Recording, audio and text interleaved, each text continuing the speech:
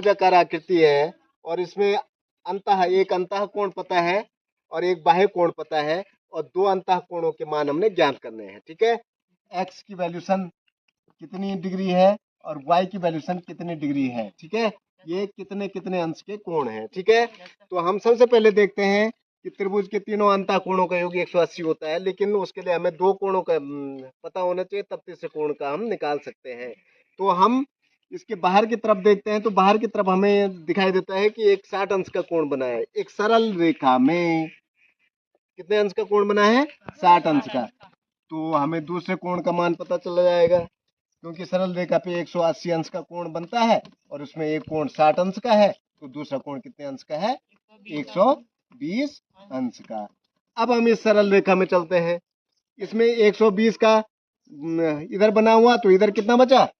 180 ऋण 120 is equal to 60 degree, 60 अंश का। तो y का वैल्यूशन हो गई 60 अंश का कोण। और अब यक्ष की वैल्यूशन कितनी आएगी?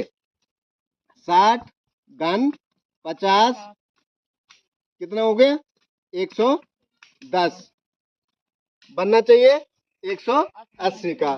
तो 180 ऋण 110 बराबर 70 अंश, 70 अंश। तो ये वाला ये सवाल था,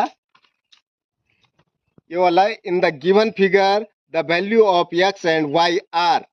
तो इसमें था पहला 70 डिग्री और 60 डिग्री, दूसरा था 70 डिग्री 50 डिग्री, तीसरा था 50 डिग्री 60 डिग्री और डी वाला था 80 डिग्री 50 डिग्री। तो पहला वाला ऑप्शन हमें मिल जाता है कि 70 डिग्री एंड 60 डिग्री।